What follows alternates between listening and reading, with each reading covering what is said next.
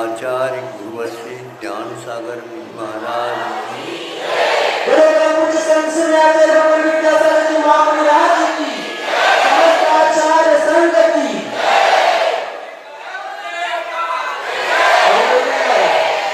कोई नारा जाएगा।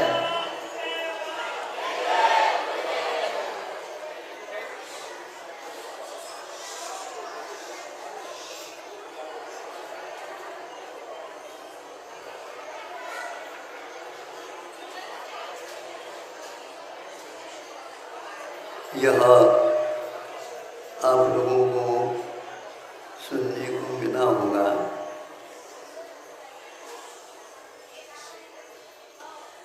समूह शरण में कोई नेत्रहीन नहीं होता। यदि नेत्रहीन पहले था तो उसे नेत्र की उपलब्धि हो जाती है।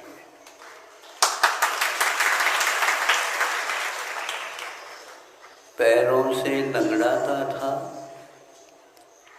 उसे समूह शरण में आने के लिए जो सीढ़ियाँ लगती है, कितनी हजार? 20,000 सीढ़ियाँ चढ़ना। सोचता होगा अब मैं कैसे चढ़ूं, लेकिन जो ही प्रथम पैर प्रथम सीढ़ी पर रखता है तो वह जैसे और कोई भी चला रहा हो और वह ऊपर पहुंच जाता है। ये किसका आशय है? यह समूह शरण का। और भी जो कोई शरीर में कमियां हों तो सारे के सारे उसकी कमियों को पूर्ण कर दिया जाता है। किंतु ध्यान रहे कि जो ये मंत्र सिद्धि इत्यादि के माध्यम से भी ये चमत्कार देखने को उपलब्ध हो सकते हैं, किंतु समूह शरण में जो होता है वह एक प्रकार से उसका अतिशय है। वो मंत्र का प्रयोग नहीं कर रहे हैं, किंतु वहाँ का वातावरण ही ऐसा रहता है, कोई किसी प्रकार की उसे परेशानियाँ नहीं होती। इसके उपरांत भी सभी को सम्यक दृष्टि मिले, इसका कोई भी नियम नहीं रहता है। कुछ ऐसे रहते हैं जो वहाँ तक पहुँच करके भी उसके बाहरी वातावरण से ही प्रभावित हो जाते हैं, किंतु भीतर उन्हें प्रवेश होते हुए भी प्रवेश नहीं कर पाता। ये उसकी रुचि की बात है। ऐसा क्यों होता है? यदि ऐसा नहीं होता तो सबको सम्यक दृष्टि बनाने में क्या बाधा थी? किंतु सबको सम्यक दर्शन का लाभ नहीं मिलता, किंतु भव्यों को ही मिलता है, यह निश्चय है। अभाव सब कुछ कार्य कर सकता है, लेकिन भीतरी धारणा में उसको यह बात नहीं आती। सुख हमें मिलता है, किंतु वह सुख इंद्रिय सुख को ही मान करके चलता है। आप लोगों को महाराज आशीर्वाद दे दो। कई लोग कहते हैं सभी साटा बनी रहे। किसको साटा बनी रहे? आशीर्वाद देने वालों को या लेने वालों को? दोनों को। अच्छा, मतलब आप लोग अपने स्वयं की सहायता के लिए मुनि महाराजाओं को सहायता मिले ये भाव कर लेते हैं। निरंतराय आर हो, बिल्कुल। लेकिन जो व्यक्ति अविरल रूप से अंतराय कर्म का बंद करता रहता है तो हमारा अब आशीर्वाद वहाँ पर तो काम नहीं कर सकता, क्योंकि अंतराय कर्म का बंद कब हो रहा है, क्यों हो रहा है, ये तब ज्ञात हो जाता है जब अंतराय हो जाता है। अब स्थिति ऐसी है कि समूह शरण में जाने के उपरांत भी हमें क्या प्राप्त करना है वह महत्वपूर्ण है। वह 8 वर्ष के बच्चे को भी हो सकता है और 80 साल के वृद्ध को भी नहीं हो सकता। ऐसा क्यों? तो यह उसकी धारणा के ऊपर आधार है। कुछ अभावी भी वहाँ तक पहुँच जाते हैं, सुनते हैं अभावों को एक अलग ही स्थान मिलता है, उसी में वे रम जाते हैं। बाकी सब लोग भीतर भी प्रवेश करते हैं। अब यहाँ पर एक बात है, पार्श्वनाथ भगवान की मुकुट सप्तमी तो हो गई है अभी, कमठ भी वहीं पर समूह शरण में गया। कई लोगों ने देखा होगा ये वही कमठ है, करवट है, वो पार्श्वनाथ भगवान के ऊपर ही उन्होंने उपसर्ग कर दिया। 7-8 दिन, 1 हफ्ता तक सभी प्रकार के उपसर्ग किए। उसमें एक बहुत भयानक उपसर्ग जो कपकपी लाता है, क्या है कि लोह को तपाने के उपरांत लोह काला नहीं रहता किंतु लाल सुर्ख हो जाता है और उसका रस हो जाता है। गन्ने का रस को तो पेल करके पी लोगे, किंतु लोह के रस को पीना तो दूर, हाथ भी लगाना भयानक होता है। इसका वो अभिषेक कराता रहा, फिर भी प्रभु को कुछ भी नहीं हुआ।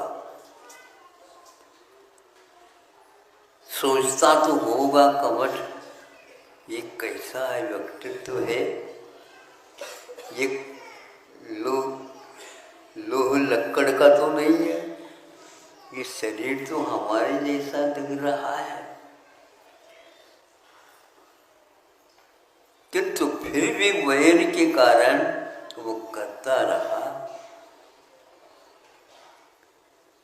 अंत तो गत्वा साधना का फल उन्हें केवल ज्ञान प्राप्त हो गया। कैसी परिस्थिति में पार्श्वनाथ भगवान को केवल ज्ञान हुआ और क्षपक श्रेणी मंडी, बड़ा अद्भुत सा लगता। केवल ज्ञान होते ही अंतर्मुख के भीतर समूह शरण की रचना हो गई। सब लोग अपनी अपनी कोठियों में बैठ गए और वहीं पर जाकर के कमठ भी एक स्थान पर बैठ गया। कमठ की ओर कोई नहीं देख रहा है, लेकिन भगवान तो देख ही रहे।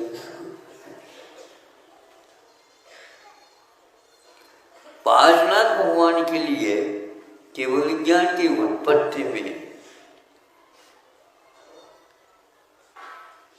कौन कारण बना? तो कमठ ही बना। कमठ यदि परीक्षा नहीं देता तो कैवल्य की उपलब्धि नहीं होती। और उसे भी सुनते हैं सम्यक दर्शन का लाभ हुआ। सोचो, उसके पास सम्यक दर्शन प्राप्त करने की भूमिका होते हुए भी पूर्व में बंधे हुए कर्म वैर के कारण प्रतिशोध का भाव लिए और उन्होंने इस प्रकार का काम किया। लेकिन समता को देखी, वीतरागता की महिमा को देखी और इस समता के साथ सभी लोगों के लिए जो आशीर्वाद, वही उसके लिए भी आशीर्वाद। ये नहीं कहा कि हमारा समोचरण है तुम उठ जाओ यहाँ से, उठ जाओ यहाँ से, तुम इसके पात्र नहीं है। वो कहता है कैसे नहीं पात्र है, आप तुम 3 लोक के महापात्र है और आपके चरणों में मैं बैठा हूँ, मुझे तो कोई कुपात्र कह ही नहीं सकता। ये बात अलग है, मैं सबसे जघन्य पात्र हूँ। भाव ऐसे ही होते हैं। धन्य है ये साधना और धन्य है जिनको गुण की प्राप्ति होती है। प्रथम गुणस्थान से वह चौथे गुणस्थान में आ गया। 4 सीढ़ियां उसने चढ़ी। मुक्ति के लिए 14 सीढ़ियां होती हैं और एक सीढ़ी से पर तो है ही सब लोग। एक सीढ़ी भी आगे बढ़ गया तो वह भव्य तो है, किंतु वह सम्यक दृष्टि भी है, ये निश्चित होता है। आप लोग बहुत बड़े उत्साह के साथ आते हो, भीतर के उत्साह को और बढ़ाओ कि हम भी सुदृष्टि बने, मेरी आँखों में भी वह समीचीनता आए जिसको मैं अपने उपयोग करूं तो भगवान का स्वरूप का बोध हो जाता है। केवल भगवान को देख करके अब ये भगवान है यह विश्वास तो करें, किंतु उनके अंग उपांगों में क्या लहर बह रही है। एक एक शरीर के एक एक भाग में, अंग और उपांग में वीतरागता टपक रही है। किसी से भी राग का भाव उत्पन्न नहीं होता, किंतु उनके पास बैठने के उपरांत भी रागातिरेक किसी को भी नहीं होता। वैर भाव का स्मरण हो या न हो, किंतु वह वैर भाव को ही भूल जाता। सर्प और नोला एक साथ बैठ जाते हैं, सिंह और गाय एक घाट पर पानी पीते हैं। ये किसका अर्थ से है? तो उस वीतरागता का अर्थ से है। उन्हीं को यह वीतरागता दिखती है, वो देखने की चीज नहीं है, उसको मान्यता ही प्राप्त होती है। इस मान्यता से अपने आप ही प्रभु के सामने देखते देखते अपने भी आँख बंद हो जाती है और सोच में यह बात आ जाती है कि क्या साधना का फल है। आप लोग भी साधना का फल चाहते हो? हाँ, महाराज दे दो, हमारे ले लो।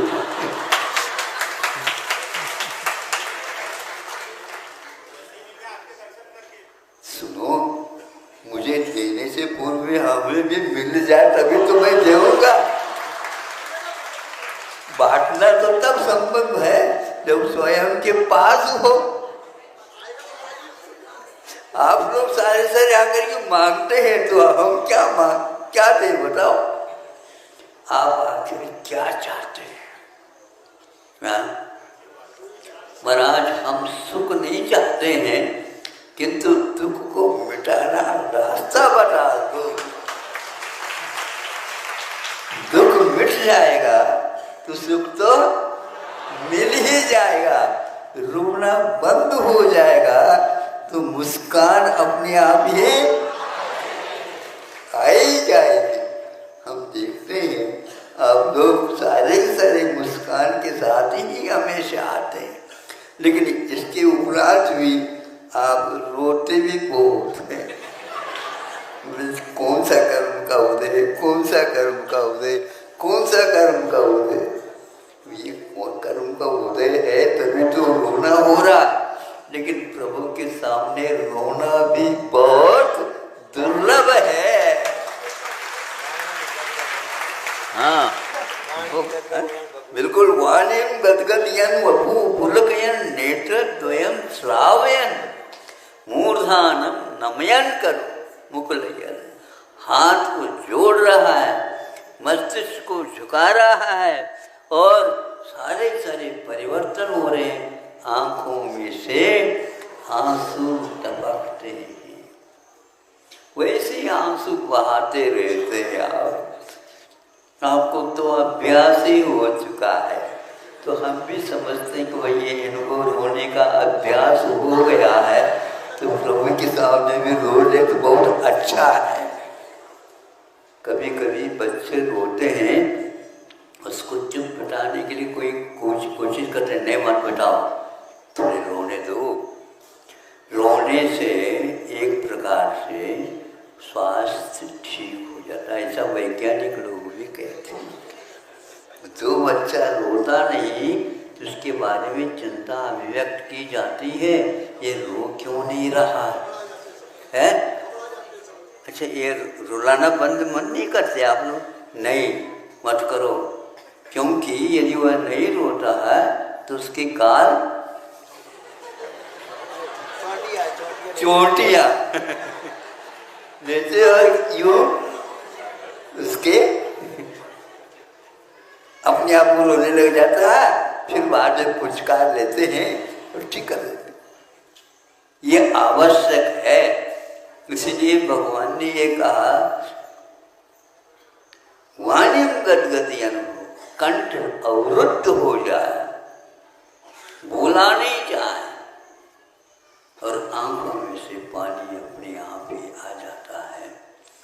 पानी को उस आंसुओं को क्या प्रशिक्षित किया है? प्रशिक्षित नहीं, भीतर की करुणा, भीतर के पश्चाताप की अग्नि के कारण अपने आप में पानी आ जाते हैं। और जो कठोर हृदय वाला होता है उसकी आंखों में से पानी नहीं आता। पानी नहीं आता है तो वह निर्दयी है क्या? ऐसा नहीं है। आंखों में से पानी नहीं आता है, निर्दयी नहीं है, किंतु जो तटस्थ हो करके देखता है उसकी सारी क्रियाएं अपने आप ही रुक जाती है और वह चिंतन में डूब जाता है। ऐसा अकेला सम्यक दर्शन में होता है, तो भी इसकी महिमा ये बताई गई है कि रत्नत्र के साथ होता है तो कहना ही क्या है। भगवान चाहते हैं तीन लोक के नाथ आप भी बनो, बनने की क्षमता विद्यमान है, लेकिन हमारी धारणा वो चली जाए तभी ये संभव है। इस प्रकार हमारे तीर्थंकरों में 2-3 महाराज जो कि उनको बहुत भयंकर उपसर्ग हुआ, महावीर भगवान के बारे में भी उपसर्ग हुआ है, कहाँ? उज्जैन में। किंतु भगवान के ऊपर उपसर्ग नहीं होता, भगवान बनने से पूर्व में होता है। इसलिए सुपार्श्वनाथ को भी हुआ, उनके लिए भी फना का चिन्ह बता दिया गया है। और एक आदिनाथ भगवान के ऊपर एक कौन सा उपसर्ग है? एक प्रकृति का उपसर्ग है। 6 महीने तक, 1 वर्ष तक उन्हें आहार का लाभ नहीं मिला है। और आप लोगों को एक बार थोड़े से कमी रह गई तो थाली बालकनी में थाली आ जाए, जैसे भरत चक्रवर्ती ने बाहुबली के ऊपर छोड़ नमक डालना ही तो उनका ऐसा। तो ये सब हम अपने ऊपर तुलना कर लेना चाहिए, भगवान के पास क्या कमी है। वो कहते हैं हमारे पास कमी कुछ भी नहीं है, सब कुछ है, उसको उद्घाटित मात्र करना है, मांगना नहीं। किंतु हम अपने शक्ति को, अपने वैभव को उद्घाटित करें, फिर इसके उपरांत उसका दान करते हुए रहे जब तक आयु अंत नहीं होती है, तब तक इस प्रकार का कार्य वे करते हैं। ऐसे भगवान को याद करने से, पार्श्वनाथ भगवान को याद करने से मुख्य रूप से कोई उपसर्ग हुआ है तो लोग कहते हैं कि पार्श्वनाथ भगवान के ही ऊपर ही हुआ है। इसलिए अभी भी चल रहा है, वो चलता रहेगा। पार्श्वनाथ का नाम ही ऐसा है। श्रेयांसी बहुने विघ्नानि, उनका ये सूत्र है कि श्रेयांश का अर्थ होता है एक प्रकार से सुख, मुक्ति सुख, और उसमें अवश्य ही विघ्न आएंगे। इस विघ्न को दूर करने से ही वह कर्मघ्न, कर्म शत्रुघ्न बन जाते हैं। आप शत्रुघ्न बनना चाहते हो, बाहर नहीं, भीतर बैठे उन शत्रुओं को निकालो बाहर। बहुत से बैठ गए, अब हमारे आसन पर कोई बैठ नहीं सकता। कर्मों को निकाल करके हम धर्मनिष्ठ होकर के बैठ जाएंगे, अविनाशी सुख का लाभ मिलेगा। तो यह समूह शरण में